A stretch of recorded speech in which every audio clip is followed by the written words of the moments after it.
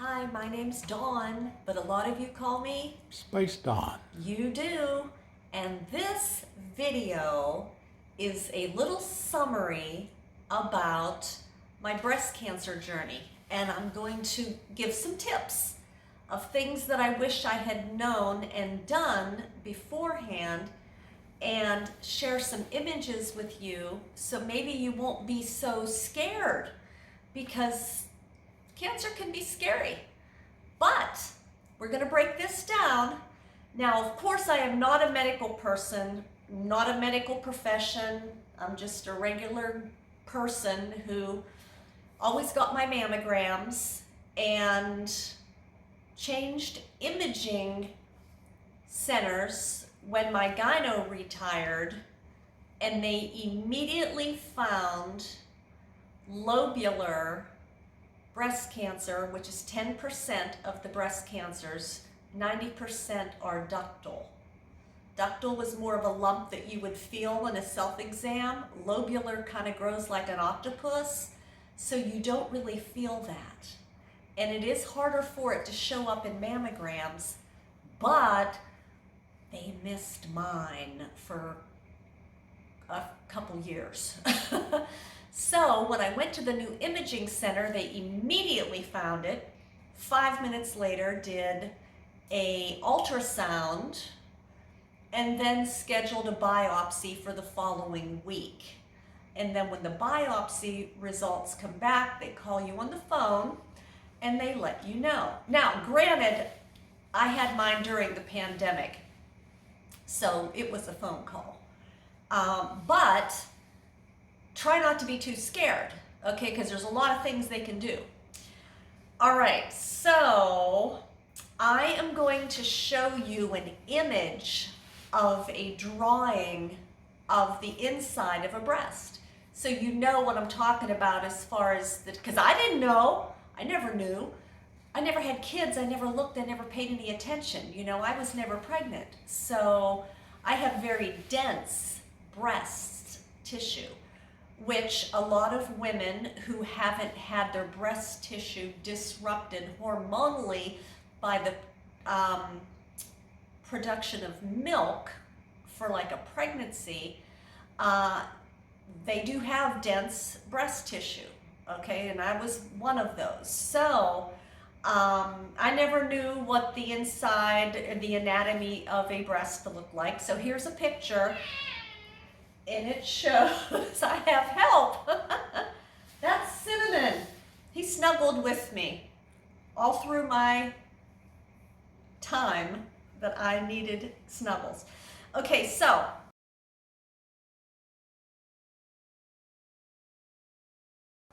then you go in and you have your surgery, okay?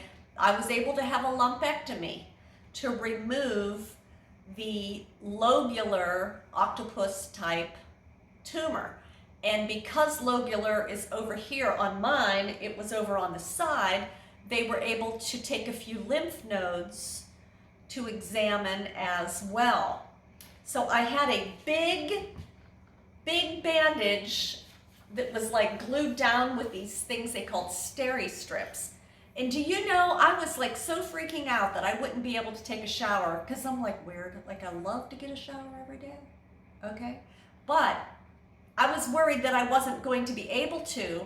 And no, you can shower right over this, you know, that bandage, because of how they had mine on there. Yours could be different.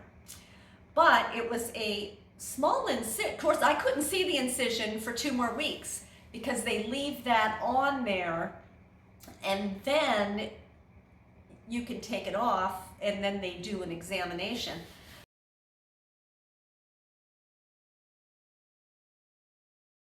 But my tumor that was like an octopus was a little bit bigger, so it had hit some lymph nodes. That changes your stage.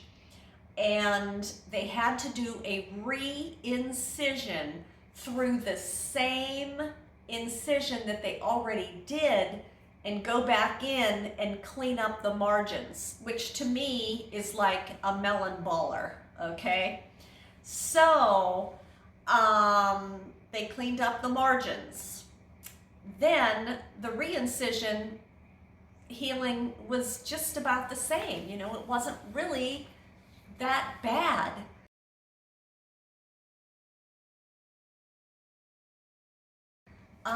Sure, it was painful, but like even the next day, I was taking a plate out of the dishwasher and putting it on the shelf, because there's certain things they want you to look out with these lymph nodes. Okay, so there's going to be some lymph node discussion here. Your surgeon will tell you about that. Don't freak out, because when she first told me about this what they call it? Lymphedema. Yes. Oh my God. I was so scared, but I didn't get it, and I was fine. So like, try not to like get all involved in that, because it might never even happen to you. Okay, so I got all involved and it never happened to me, and then I was just sick to my stomach. Okay, so I also had these springs, these curly Q things that dissolve in like a year and a half. Okay, so that's cool, because they melon balled all the bad tissue out, and they didn't want me to have a dent, so I got these 2 springs. So I will show you a picture of the springs, because that's kind of cool.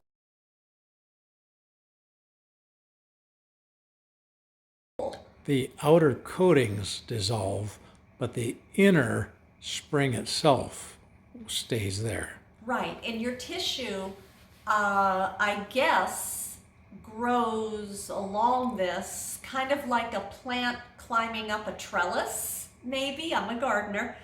And it just gives you the ability to not have a dent and allow your tissue to take more of a natural form.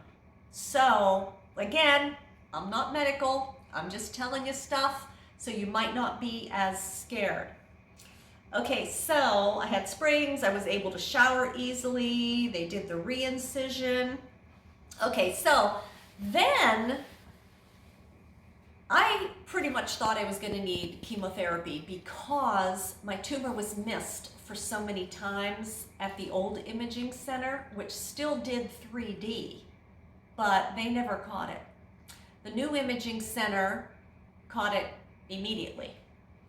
So we were up in the air with that, whether I would need radiation or not. There's this test, they send your tissue out to this place, and they get what they call an Oncotype score, which determines on your variables your likelihood of reoccurrence. Okay, so I guess anybody with my variables, it's all personal, so these numbers don't mean anything for you. But if I was over a 17, I would have needed chemo, and lobular is not normally even treated with chemo, normally just radiation. And they were pretty sure, because this tumor was big and it already had hit my lymph nodes. But thank goodness my Oncotype score came back as a 13. So I, with my variables and type and all of that, because this is all personalized to the type of cancer you have and all that jazz, so I didn't have to have chemo, but I did have radiation. So radiation takes longer to get undressed and redressed than it does to actually have the treatment done. So you go in and try to wear a shirt that you don't have to take off over your head, in a, you know, whatever bra you want. They had me in a sports bra for a long time, because they want compression so that you're not like jiggling your bits, and then that could be a problem with healing. I had the front zip sports bra. Oh my God, I have never worn a sports bra that you had to wiggle into. Oh, good Lord, front zip. Woo, woo. Okay, so you go in, you take off your stuff from the top up, and they give you a little towel that you hold over you. And then you walk out, and then they help you get onto this little like platform with this big circular thing behind you. That's the camera. and there's a towel on there. Now, previously, I didn't tell you, I got a little dot, the tiniest dot, you would never even see it. A dot here and a dot here. Those are marker tattoos. They are so small, smaller than a freckle, okay? But you lay down on this towel type thing, and then this machine projects like a tape measure on your body, and then they use that towel to scoot you so that the radiations line up properly with the markers. And then there's this squishy thing that they made beforehand that your head goes in and your crossed arms go in. And everyone has one custom made for them. So that's in a thing with my name on it, and every time I come in for treatment, they put that down, and that keeps everything in the same place, okay? So then they line it up, then they exit the room, and then it starts doing its like, and it rotates around you, and you're just like, la, la, la, la, la. Then they come back in, you're all done, you get dressed. So I had to go 5 days a week for 6 weeks.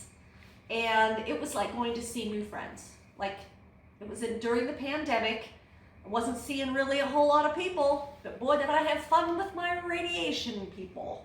I'm just telling you, that was actually one of the highlights of my day. And I have a pretty nice little life. I like to think. I have a nice husband, I have nice cats. But seeing the radiation team was pleasant, uplifting experience. Okay, so I didn't really notice any burns until like that last week. That's when the radiation burns started showing up. So I'm going to show you a picture of my burns. So you kind of know I had it here, I had it under here, I had some in my armpit and a teeny little bit down here. I'll show you a picture.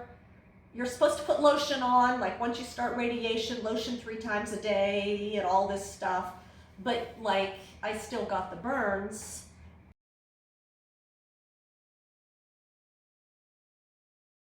And one of the radiologists that was there told me that a nice way to do a compress is to use saline solution. He says, buy contact lens solution. And then I used cotton rounds. You know those things you use to take off your makeup or whatever, little flat squished cotton rounds. I took a ramekin, put it in the microwave for 20 seconds just to warm it up enough so that when I put my hand on it, the ramekin, which is a little ceramic dish, felt warm. Then take it back to the bathroom, squeeze the contact lens solution just a little bit, enough to soak 3 of these cotton rounds. Then I take it, because it's now warm, like you don't warm the solution, you warm the dish. So when you squirt the solution into the dish, then it warms up without like keeping, I don't know if you should rewarm a bottle of saline constantly, so I preferred to warm the dish. Okay, so you take your cotton rounds, get them nice and moist, go lay down on your bed, and put the cotton rounds with the saline where the crack, I had like a crack underneath. So I put that there.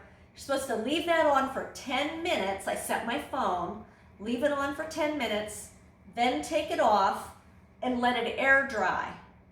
And then get up, go into the bathroom and use regular Vaseline. I was like, what?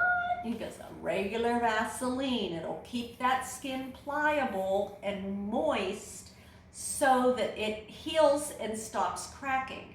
And I was like, okay, I will do that. Like you can get burn cream and stuff like that, but I am telling you, and I had the burn cream, I got really good results with the saline compress for 10 minutes, air drying, and then Vaseline. Okay, so ask your people about that. They might think that's crazy, but my person did it and it was really good. Okay, now, after the radiation and the burns healed and everything, and I was in the shower, I was like having one heck of a time washing my own armpits. Like getting dressed was hard. So many times I'd have to say to Colin, hey, can you help me get this shirt off? Something's wrong with my arms or my shoulders. Well, here that was because of the radiation. Not everybody has it happen to them. Lucky me, I did.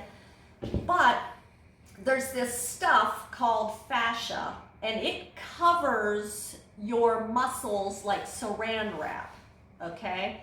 So the radiation can affect that, and I'm just gonna explain it to you in the most simple way, but you talk to your surgeon, your radiologist, and they will explain it to you however you wanna hear it. But it's like a 9x13 cake with frosting on it, and you're trying to put a piece of saran wrap over the 9x13 pan, and in parts of it, it sticks to the frosting. Okay, so that's how I can describe how they explained it to me. So it like sticks, it's not moving, which is why I was getting the problem with the movement, which is why I then went to a physical therapist who then showed me all these exercises, and these were easy. I'm talking like little crazy little exercises, nothing to make you sweat. But I mean, you're sore and you can't hardly move. So there are things, I couldn't do this before, not at all. Well, they measure you too. They have this device, like they tell you to go as far as you can, and then this thing, they hold it up, and so they show your improvement. So I've improved, like I'm as good as I ever was. But I wish I had known about these exercises and getting a physical therapist sooner than before I could hardly wash my own armpits. So this is another thing that I'm telling you so that you can get ahead of it, like, because I didn't know. I mean, maybe somebody said, well, if you have stiffness, you know, let us know. But you know what, like, knowing that a physical therapist would have helped, I would have done that sooner, and I maybe wouldn't have gotten so far along had I been doing some of those stretches all along. So now here is something that I loved that the physical therapist told me to get. It was very affordable, but it is a pulley, and it goes over the door. We ended up putting tape on the tab on the other side because every time I just wanted it to stay there, you know, so we used blue painter's tape so it wouldn't, you know, affect the finish of the door. But, you know, you should use this several times a day according to the physical therapist. But when I first started, I could almost barely not even do this. And now, and the physical therapist told me to be mindful and deliberate with the motions. But like, my arms were out here, I couldn't get them. You're supposed to act like your shoulder blades are suction cupped to the wall. Okay, well, I couldn't do this before. But because I did it 3 times a day, then I got my mobility back, which is great. And it feels good. But you have to go slow. Don't do any of this, because slow stretches is what the physical therapist said is more effective. So that is something that you might want to get. Okay, there's one more stretch that feels really, really good and really helped me a lot and is super easy. Although in the beginning, it was like, ah. So you put your hand on a flat surface about shoulder height, okay? And then, like, you turn and look the opposite way. So like, you want to do this for 30 seconds. Okay, that pulls all of this stuff right here and gives it a good stretch. So, you could scoot out a little bit more or do it like this, and then you could see that I'm looking toward the front door, and the foyer. And 30 seconds. And then turn. And again, doing that nice, deep stretch. So anybody with a flat spot on the wall can do this. So that one, check with your physical therapist, really helped. So, and another thing, and I wanted to get a picture, but Colin has a leather binder, and he was able to go in with me for all my consults and appointments with the oncologist and the radiologist, and he would take notes. He would date it and write down what they said, because you know what? You're the one with cancer, and you are like a sieve.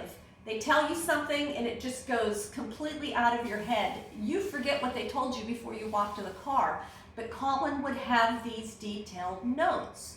Now, if you're not able to have somebody go in with you, maybe your people will let you put the recorder on your phone, and then you could record the conversation, go home, and then journal it in your log, because you're going to need to look back on that. Because they're going to say, are you this, this, this? And you're like, I don't remember. So that was also very helpful. Okay, so then after the surgery, you have a follow-up appointment with your surgeon, and they're feeling your scar and they're feeling your skin down here, and they're like, oh, are you massaging this? And I'm like, what? They're like, yeah, anytime there's scar tissue or anything like this, you should be massaging it. And I was like, okay. Like, I missed that part. So then we had to start doing breast massage, which I wish I had known about that a little bit sooner. And I'm sure they told me, but I forgot, so I'm telling you, so you can be ahead of it, okay? We're gonna show you a little video of how to do the breast massage, because I tried to find it and I couldn't find it anywhere, and thank goodness I was in physical therapy for this stuff, and the physical therapist showed us how to do it. So I'm going to show you. That could be different for your case. We don't know what kind of cancer you have. This is just general information, so you're not scared, and so that you can have some questions to ask your surgeon and your radiologist and your oncologist and all that jazz. Okay? Okay, this is about the worst possible angle, but it shows you how you can do this if you have someone that can help you do the massage. I am laying sideways on the bed. Colin is standing above me, and here are my boobs. Here would be the nipple. Here is my incision, and down here is where the radiation burns primarily were. Okay, so Colin is going to show you just using, go ahead and tell her. Well, the physical therapist told us this. If you use these 3 fingers dominantly, but most importantly, you're pulling in the upward direction going towards the armpit. The lymph nodes are in the armpit area.